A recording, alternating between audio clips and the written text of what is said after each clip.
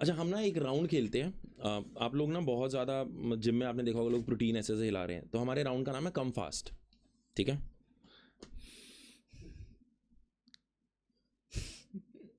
ठीक है। अच्छा, मुझे एक चीज़ बताओ, एक एक वर्ड में बताओगे, जैसे वॉल का कलर क्या है इस टाइम पे, वाइट। इस तरीके से, ठीक है ना? इन्फ्लुएंसर जिम कल्चर जो है वो एम्पावरिंग है या टॉक्सिक है? टॉक्सिक।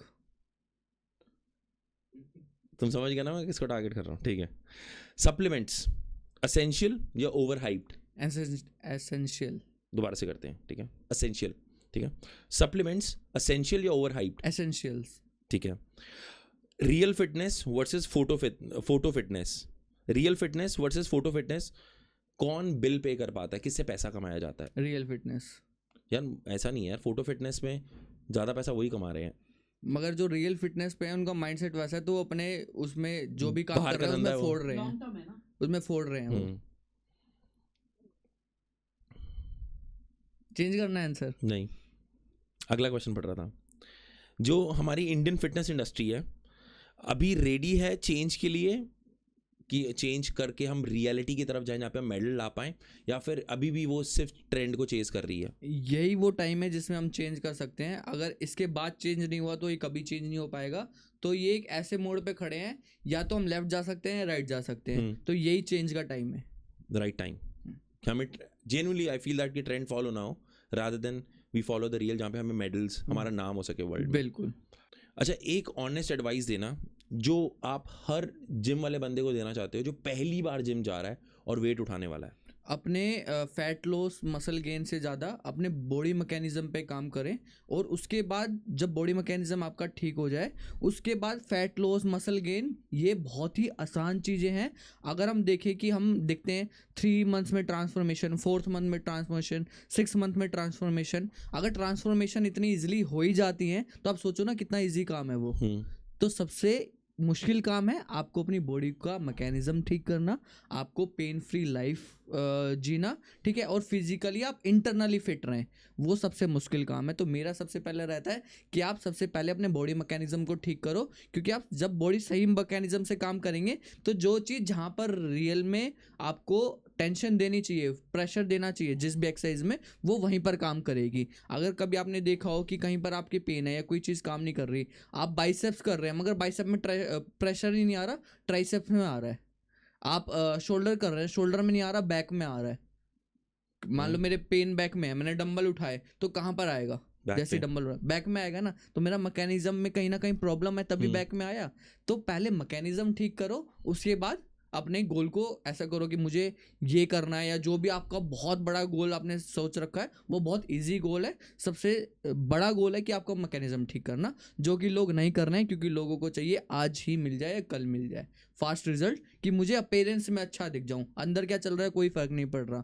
मगर अगर मेरे ऐसे बहुत सारे क्लाइंट हैं जो 1000-2000 करोड़ के मालिक हैं इजिली, मैंने उनसे अब पूछता हूँ कि आपका जीवन का सबसे बड़ा रिग्रेट क्या है, तो उन्होंने सिर्फ यही जवाब दिया कि मैं अपनी लाइफ में थोड़ा सा अपने ऊपर भी ध्यान दे लेता। सैड यार। तो उनके पास सब कुछ है, मैं कह रहा हूँ वो कुछ भी ले सकते हैं, किसी भी बड़े से बड़े चीज़ को हायर कर सकते हैं, कोई भी मेडिकल फैसिलिटी ले सकते हैं, मगर वो तब भी उस चीज़ को नहीं जी पा रहे जो उनको लाइफ चाहिए थी, क्योंकि मेडिकली फिट नहीं हो पा रहे, फिजिकली फिट नहीं है, मेडिकली एंड फिजिकली फिट नहीं है वो। सबसे ज़्यादा डेंजरस चीज़ क्या हो रही है आजकल जिमों में, जो किसी को भी मतलब बात ही नहीं हो रही उसके बारे में, हर जिम की कहानी? सबसे डेंजरस चीज़ ये हो रही है कि कोई 3 महीने ट्रेनिंग कर रहा है और वो सोच रहा है कि अब मैं ट्रेनर बन गया। अच्छा।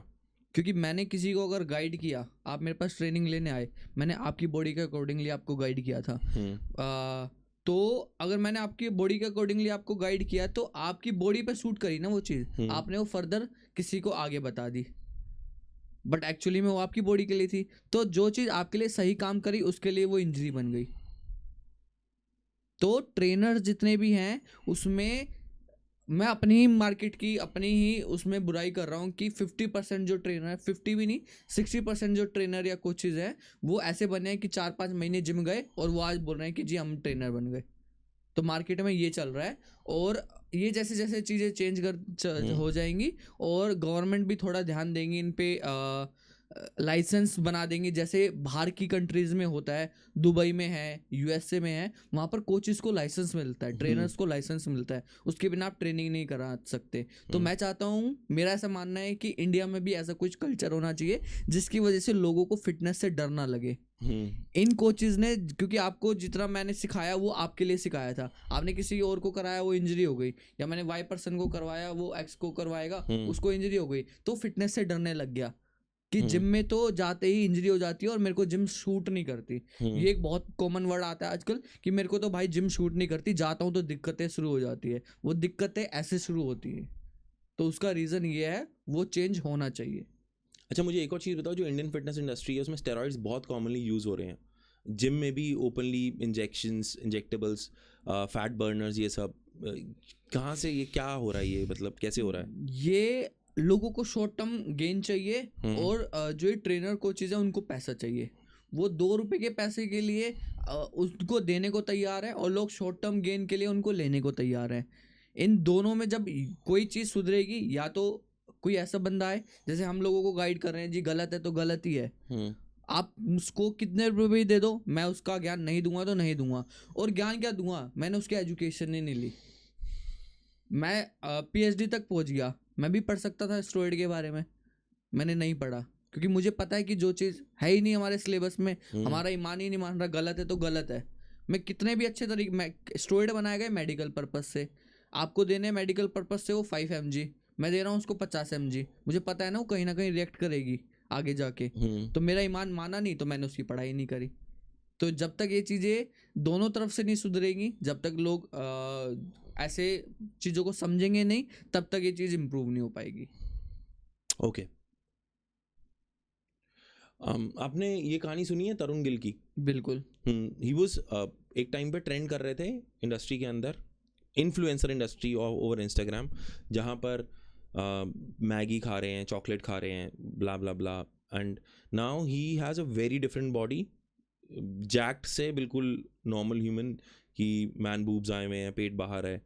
ये स्टेरॉइड्स का है या फिर ही जस्ट प्लेड इट? ये टोटली स्टेरॉइड था। तरुण गिल एक बहुत समझदार आदमी है, उसको मार्केटिंग करनी आती है। अगर आप देखें, उसको पता था कि मैं जो भी बोलूँगा, लोग क्या है, अगर मैं ऐसा बोलना नहीं चाहिए, लोग गधे हैं जितने देख रहे हैं। जेन्युइनली क्यों? उनको दिख रहा है कि वो बॉडी बन गई, भाई की मैगी खा रहे हैं, भाई साहब तो दारू पी रहे हैं, भाई साहब तो अलग अलग टैबलेट ले रहे हैं और उल्टी सीधी बात बता रहे हैं, लोग अट्रैक्ट हो रहे हैं उनसे। अब किसी को दिखेगा इन गलत चीज़ों से लोग अट्रैक्ट हो रहे हैं, मुझे भी कुछ नहीं दिख रहा, मैं भी गलत चीज़ें बनाने लग जाऊंगा। लोग अट्रैक्ट हुए, अब उसको दिखा कि ये मेरा ट्रेंड है जो मैगी वैगी वाला, अब ये खत्म हो रहा है, तो उन्होंने दिखा दिया, भाई मैं तो स्टेरॉइड लेता था, अब ऐसा हो रहा है, तो लोग अब उनकी बात करने लग गए, तो वो चर्चा का विषय बना रहे। तरुण गिल की एक बहुत तगड़ी मार्केटिंग ये है कि वो कभी भी मार्केट से आउट नहीं होता। वो इतना पुराना आदमी है मगर वो मार्केट से आउट नहीं हो पाता, वो हर टाइम पर मार्केट में रहता है, कुछ भी हो। वो कभी, I love the way you said वो इतना पुराना आदमी, मुझे ना पता कितना पुराना लगा यार वो, मतलब जैसे जाले लग जाते हैं ना एक इंसान को। वो इन्फ्लुएंसर की मार्केट में बहुत पुराना आदमी है। भाई वो जेन्युइन है आदमी, जेन्युइन इन द सेंस। मैं बताता हूँ, देखो मैं बताता हूँ वो आदमी जो स्मार्ट कौन कौन थे इस संसार के अंदर। तरुण गिल पागल बना गया, अरविंद केजरीवाल, भाई मैंने वोट किया था, मैं ही पागल बना, ठीक है। तीसरा बताओ कौन है? हम जो उसकी बात कर रहे हैं। But this is the fact यार, I mean he knows how to sell and he knows how to sell things यार। अब मुझे एक चीज बताओ, what is your view on flying beast? कौन है फ्लाइंग बीस्ट? गौरव तनेजा।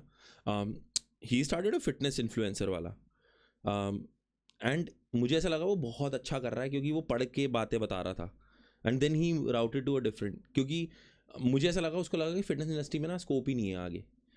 आपके हिसाब से क्या फिटनेस इंडस्ट्री में जो यंग बच्चे आ रहे हैं as a trainer, as coaches, scope है इस चीज़ में ग्रो करने का?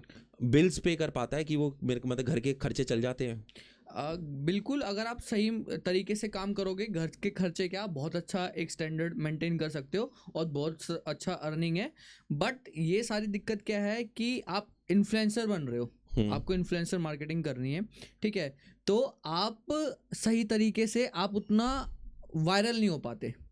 तो गौरव तनेजा उस हिसाब से वो बहुत है वायरल है, बट तरुण गिल वाला वायरल नहीं है। क्यों? तरुण गिल को मार्केटिंग आती है, उसको फर्क नहीं पड़ता उल्टा सीधा कैसा भी बोलना है, उसको बोलना है, उसको मार्केट में रहना है।